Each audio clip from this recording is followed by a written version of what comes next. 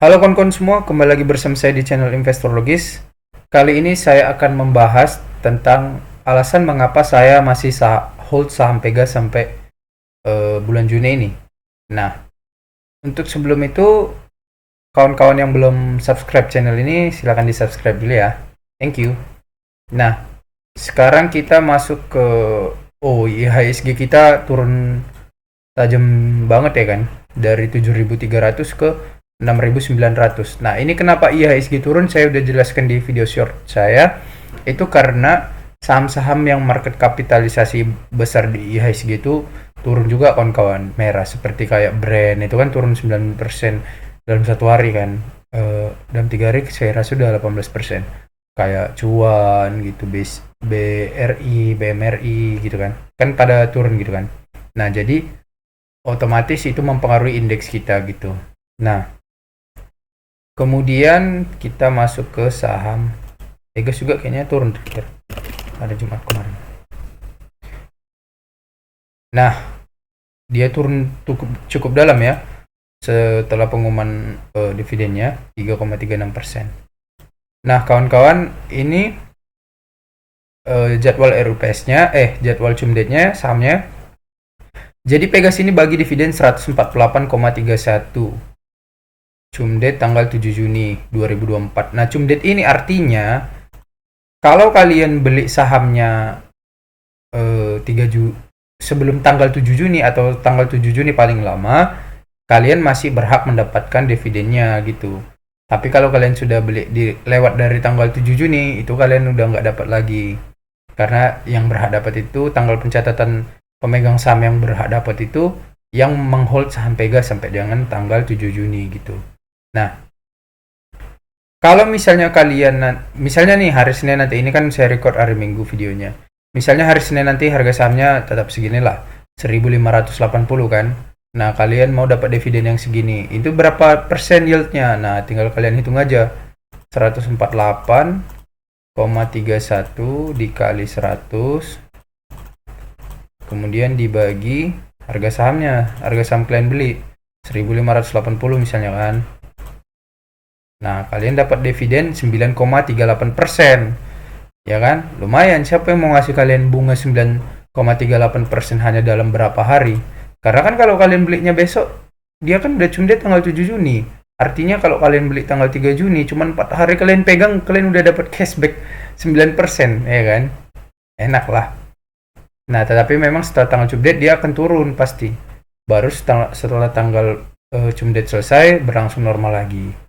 Itu dia. Nah, pencairannya tanggal 28 Juni.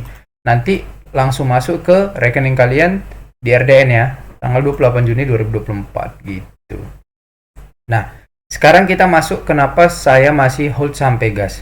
Untuk analisa valuasi, profile gitu, saya udah banyak buat video tentang Pegas ini. Sekarang saya mau langsung fokus aja kenapa masih saya hold dan saya kasih tahu alasannya. Yang pertama adalah kekuatan keuangan dan prediksi ekonomi ke depannya. Gini kawan-kawan. Pertama kita buka gini loh.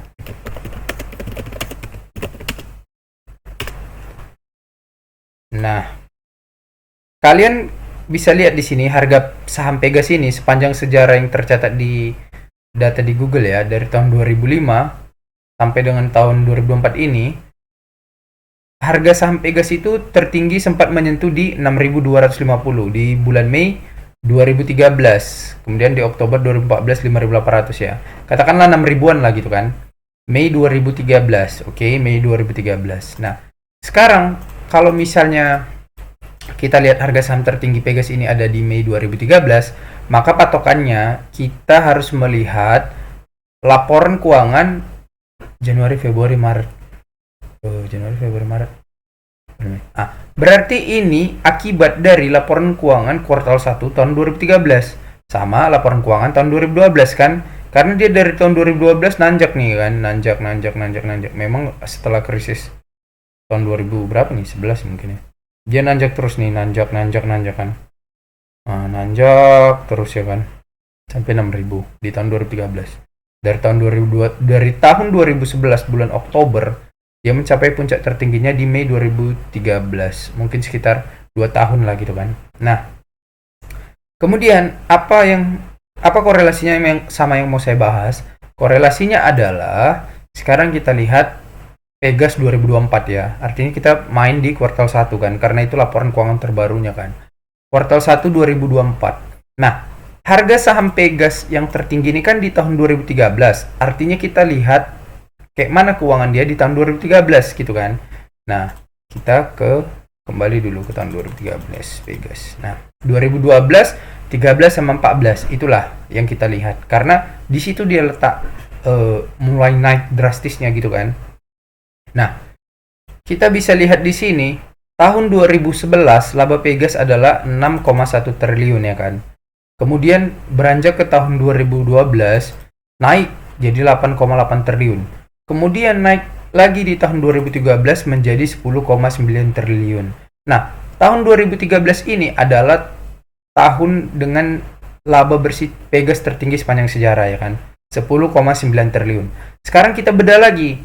Kita lihat kuartalannya gimana tahun 2013 ini. Kok bisa dia laba setinggi ini tahun 2013 itu kan? Maka kita lihatlah pola laba kuartalannya. Kita pilihlah yang quarterly. Nah, kita kembali ke tahun 2013. 2013. Ini kalau kalian pakai laptop enak ya. Kalau pakai handphone nggak bisa ini. Kalau pakai laptop bisa kembali sejauh ini dia. Nah, ini kuartal 1 2013, kuartal 2 2013, kuartal 3, kuartal 4.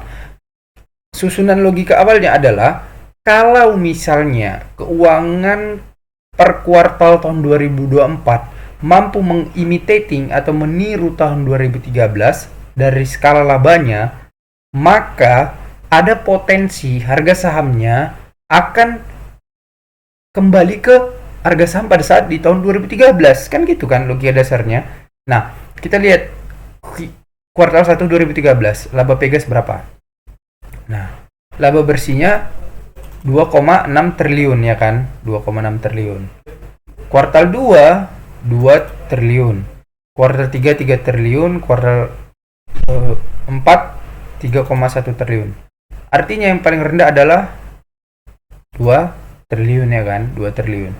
Nah, setelah 2 triliun, jarak laba Pegas di antara 3 kuartal lainnya adalah standarnya minimal 2,6 triliun sampai 3,1 triliun ya kan. Oke, sekarang kita lihat kuartal 1 2024 gimana.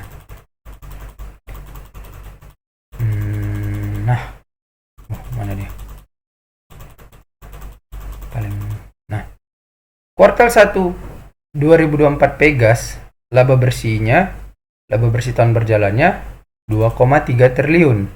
Memang kalau kita lihat lebih spesifik lagi, laba bersih pemilik entitas induk ini 1,9 triliun. Tapi memang kalau kita lihat secara operasi keseluruhan perusahaan yang ini ya kan. Nah, kita katakanlah 2 triliun aja, kita pakai yang ini aja, 2 triliun. Nah, artinya kuartal 2 atau 3 atau 4 dari Pegas ini harus mencapai 2,6 triliun sampai 3,1 triliun rentannya. Jadi misalnya kuartal 2 2024 lah nanti keluarkan di akhir Juli atau di tanggal 1 Agustus.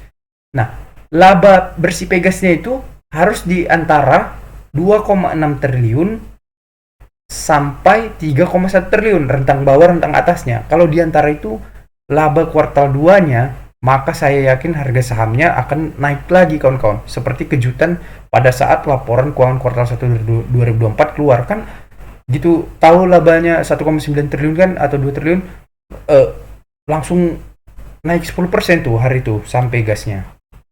Gitu keluar laporan keuangannya. Nah, kalau melihat simulasi bisnis Pegas dan pelanggannya dan kebutuhan pembelinya dari sektor industri dan usaha kecil menengah, maka saya menganalisa ada kemungkinan laba Pegas mencapai situasi tersebut kawan-kawan gitu. Apalagi kalau pemerintah mencabut kebijakan untuk 7 sektor industri itu yang dapat $6 per MMBTU itu harga gasnya gitu. Kalau cabut kan berarti Pegas yang buat harga gitu kan. Mereka Yang buat harga, otomatis margin keuntungan mereka yang ngatur gitu kan. Nah, itulah kenapa saya belum jual Pegas alasannya. Jadi, karena saya melihat ada potensi laba kuartal 2 Pegas, rentang labanya itu akan sama seperti tahun 2013 gitu, yang tertinggi itu. Nah, kalau misalnya kinerjanya sama atau bahkan gak usah lah katakan sama, itu kan laba Pegas sepanjang sejarah tahun 2013 10,9 triliun ya kan. Katakanlah labanya 8 triliun atau 9 triliun aja tahun 2024 ini. Oh, itu saya yakin harga sahamnya pasti akan terbang kawan-kawan. Mungkin di kisaran 2.000 sampai 3.000 atau bahkan 4.000, saya juga nggak tahu gitu. Nah, tetapi apa yang saya lakukan kalau skenario itu nggak berhasil dan gagal? Kalau misalnya laba kuartal 2 Pegas turun gitu, ya saya nggak masalah juga. Karena apa? Karena Pegas bagi dividen. Jadi saya dapat dividen. Nah, jadi dua skenario gimana pun kalau misalnya harga sahamnya turun ya udah saya sabar dulu gitu kan.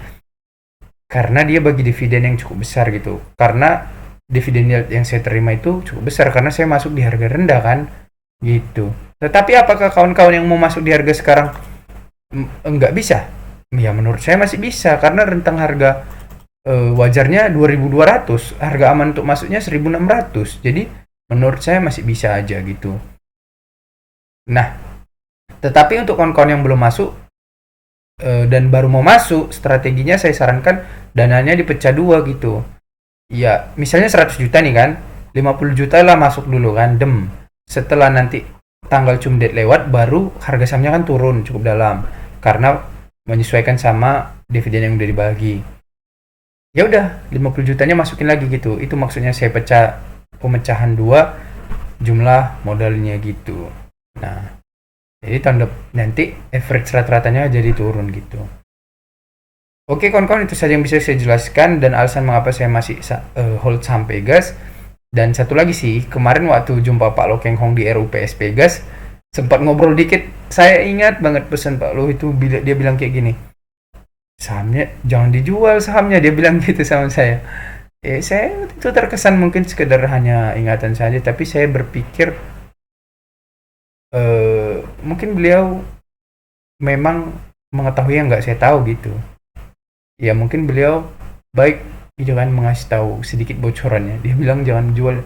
Jadi saya kira saya jangan jual aja ya. Nanti mungkin kalau udah balik ke harga wajarnya baru saya jual gitu. Oke kawan-kawan, itu saja yang bisa saya analisa untuk saham Pegas. Semoga bisa bermanfaat dan terima kasih. Jika kalian punya pendapat yang berbeda, silahkan tulis di kolom komentar. Sampai jumpa di video berikutnya. Thank you.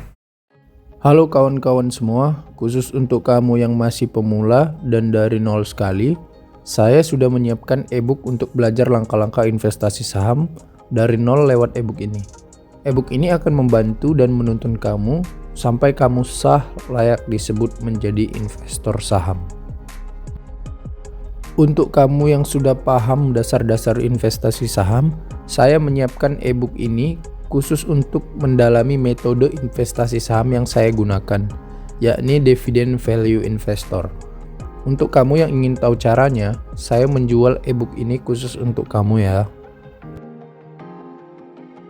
Nah, khusus untuk kamu yang ingin langsung belajar lengkap langkah-langkah investasi saham dari mulai nol sampai ke ilmu terakhirnya, kamu bisa langsung memiliki 3 ebook ini. Semua pengetahuan yang saya ketahui sudah saya tuangkan di sini.